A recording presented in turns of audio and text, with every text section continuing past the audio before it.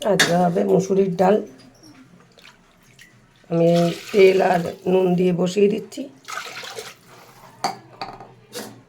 এদিকে হবে ওল কচুর তরকারি, আমি তাকে সেদ্ধ বসাচ্ছি।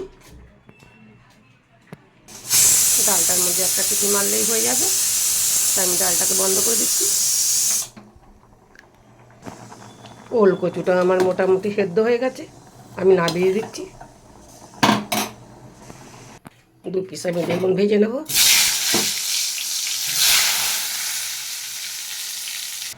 বেগুন ভাজা দুটোকে আমি তুলে নিচ্ছি।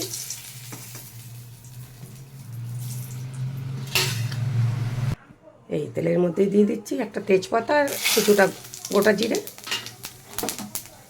দিয়ে দিচ্ছি কেটে রাখা আলু, 1/2 চামচ নুন দিয়ে দিচ্ছি। আলুটা বেশ ভালো করে ভাজা হোক।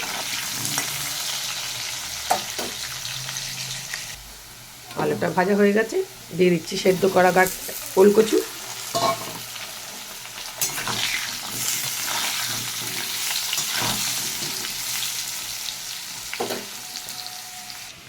দিয়ে দিচ্ছি কেটে রাখা একটা টমেটো আর 1/2 চামচ আদা বাটা, 1 চামচ লঙ্কার গুঁড়ো, 1/2 চামচ জিরের গুঁড়ো আর 1/2 চামচ হলুদের গুঁড়ো। এই আমি সব ভিজিয়ে দিচ্ছি।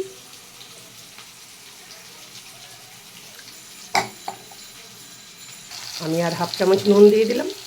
দিয়ে দিচ্ছি ভিজিয়ে রাখা মশলাটাকে, তারই সাথে দিয়ে দিচ্ছি 1/2 চামচ মিষ্টি। বেশ ভালো করে নাড়াচাড়া দিয়ে আমি এটাকে কষিয়ে নেব। দিয়ে দিচ্ছি ঢাকা। ডালটা আমার বেশ সুন্দর নরম হয়ে গেছে, দিয়ে দিচ্ছি 1/2 চামচ হলুদ, তারই সাথে দিয়ে দিচ্ছি জল। আমি আরও একবার ডালটাকে ফুটিয়ে নেব।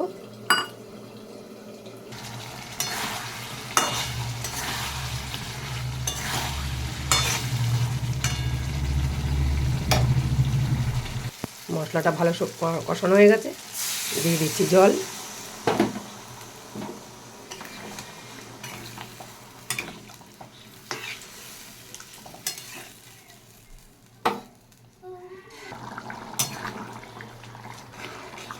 তো এটা মোটামুটি হয়ে গেছে আমার, আর একটুখানি হবে।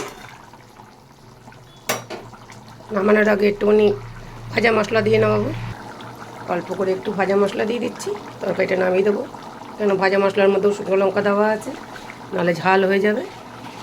এই কড়াইতে তেল দিয়ে দিয়েছি, 2টো শুকনো লঙ্কা আর কালো জিরে ডাল ফোড়ানোর জন্য দিয়ে দিলাম।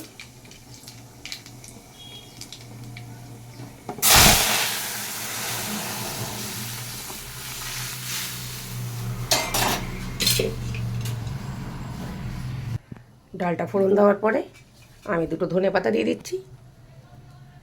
একটু ফুটে গেলে নামিয়ে দেবো।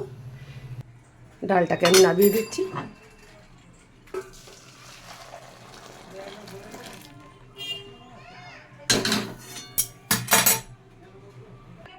আমার ডাল আর ওল আলুর তরকারি আর বেগুন ভাজা হয়ে গেছে। যদি ভালো লাগে তাহলে একটা লাইক কমেন্ট শেয়ার করে দেবেন। ধন্যবাদ।